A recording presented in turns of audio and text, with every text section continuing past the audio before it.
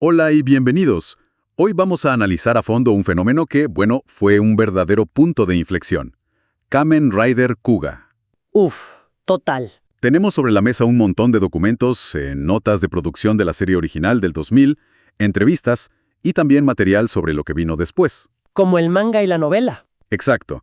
Y nuestra misión es entender por qué esta serie no fue solo un regreso, sino pues una reinvención total que marcó el camino para los siguientes 20 años. Exacto. Y lo que revelan estos documentos es que nada en Kuga fue casualidad. Cada decisión, desde el tono hasta la tecnología, fue súper deliberada. ¿No era solo poner a un tipo en un traje a pelear? Para nada. Se trataba de responder a la pregunta, ¿cómo se vería un héroe así en el mundo real? Y bueno, la respuesta que encontraron cambió las reglas del juego. A ver, vamos a entrarle a ese tema porque lo primero que salta a la vista es que este proyecto se cocinó a fuego lento, desde 1996. Sí, por años. Y la idea era clara, hacer algo completamente diferente. Pero lo que de verdad me voló la cabeza fue la inspiración principal. No fue otra serie de superhéroes, ¿verdad? Para nada. El productor Shigenori Takatera dejó muy claro que su modelo a seguir fue la serie de drama médico estadounidense ER. Sala de urgencias, claro. Ahora todo tiene sentido. Totalmente. Querían ese realismo crudo, esa sensación de profesionales enfrentando crisis que lo superan, día a día. Y por eso el guionista, Naruhisa Arakawa, no se inventó los procedimientos. No, fue y consultó directamente a la policía de la prefectura de Saitama. Les preguntó, a ver, si mañana aparece un monstruo indestructible, ¿ustedes qué harían? Es que eso lo cambia todo. De repente no tienes una organización secreta súper tecnológica. No. Tienes a policías de verdad con sus patrullas, sus pistolas, tratando de aplicar la lógica del siglo XX a una pesadilla, bueno, ancestral. Precisamente. Y ese anclaje en la realidad se extiende a los villanos. Los Gurungi no son la típica organización malvada con planes de dominación mundial. Como el clásico Shocker. Exacto. Y los documentos recalcan que esa fue una decisión muy consciente para evitar cualquier parecido con la secta Aum Shinrikyo. Los ataques con gas sarin en Tokio en el 95. Justo. El trauma social era demasiado reciente. No querían que los villanos recordaran, para nada, a un culto terrorista. O sea que, al hacerlos una tribu antigua, casi como una fuerza de la naturaleza, el conflicto cambia. Cambia por completo. Ya no es sobre ideologías retorcidas. Se convierte en algo más, fundamental. Es la humanidad contra un depredador incomprensible. La lucha es para proteger la simple normalidad, para proteger, como dice el prota, las sonrisas de la gente. ¡Qué buena frase! Y hablando de un tono más positivo, eso nos lleva al final, porque leo aquí que se consideró muy seriamente que el héroe, Yusuke Godai, muriera. Sí, una idea muy sombría. La justificación era que debía asumir la responsabilidad por la violencia que había causado. O sea que el poder del héroe exigía un sacrificio. Pero Takatera, el productor, vetó esa opción. Su argumento fue que los niños necesitaban un mensaje de esperanza, no de un sacrificio trágico. El héroe debía vivir para demostrar que se puede usar un gran poder. Sin ser consumido por él. Y luego, seguir adelante. Por eso el final es tan tranquilo. Yusuke simplemente vuelve a sus viajes por el mundo. Y toda esta modernización en la historia vino con una modernización técnica, que no podemos dejar de lado. Para nada. Fue la primera serie de Kamen Rider filmada en alta definición. En HDTV 1080i, que en el año 2000, era una locura para la tele. No era un capricho, ¿no? No, para nada. Tuvo implicaciones enormes. Filmar en HD significa que no puedes esconder nada. Claro. Cada detalle de los trajes, cada costura de los monstruos, todo quedaba expuesto. Esto obligó al equipo a elevar la calidad a un nivel nunca antes visto en el tokusatsu. Como la famosa escena de la iglesia en llamas. Exacto. Esa escena del segundo episodio fue una declaración de intenciones. Estaban diciendo, esto no es un programa infantil barato, esto es un drama de prestigio. Con toda esta nueva filosofía, la historia estuvo a la altura. ¿De qué iba realmente Kuga? La premisa es muy de leyenda clásica. En la antigüedad, una tribu pacífica, los Rintos, era masacrada por los Gurongi. Los monstruos. Sí. Hasta que un guerrero Rinto usó un poder místico, un cinturón llamado Arkle, para convertirse en Kuga y sellarlos. Y miles de años después, en el presente, los liberan por accidente. Exactamente. Y el cinturón encuentra un nuevo portador, Yusuke Godai, un aventurero que dice tener 2000 habilidades. Pero lo que de verdad define la trama, como decíamos, es la motivación de los villanos. No quieren conquistar el mundo. No, están jugando. Un juego macabro llamado Gegeru es como un ritual de sucesión para ver quién asciende en su jerarquía. Y el método es matar a un número de humanos, que son los descendientes de los Rinto, pero siguiendo reglas súper específicas. Sí, reglas complejísimas. Uno solo ataca en días de lluvia, otro solo agente en cierto tipo de vehículo. Eso es mucho más aterrador. Un villano que quiere gobernar es predecible, pero uno que te caza por deporte. Es terror psicológico puro.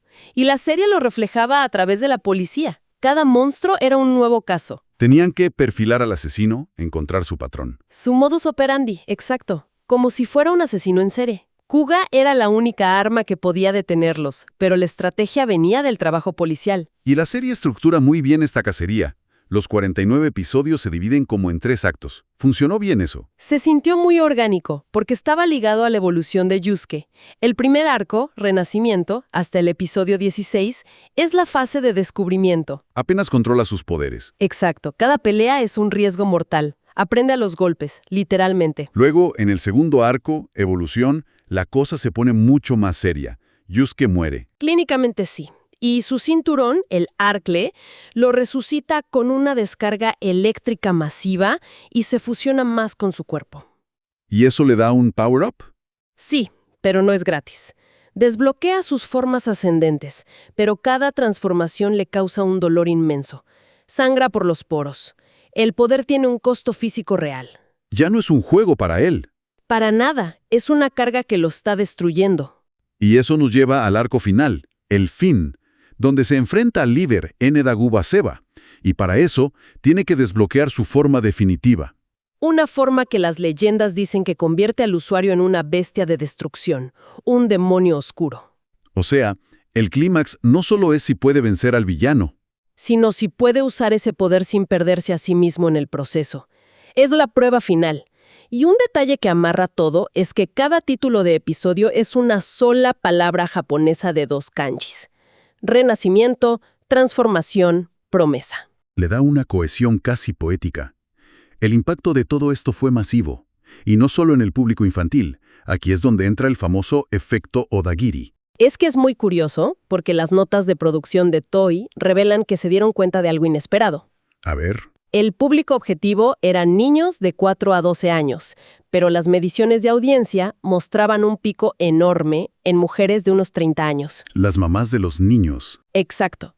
Se engancharon a la serie por el carisma del actor principal, Yo Odagiri, y el resto del elenco. O sea que, casi sin querer, crearon el primer Kamen Rider que se podía ver en familia, pero por motivos muy diferentes. Básicamente.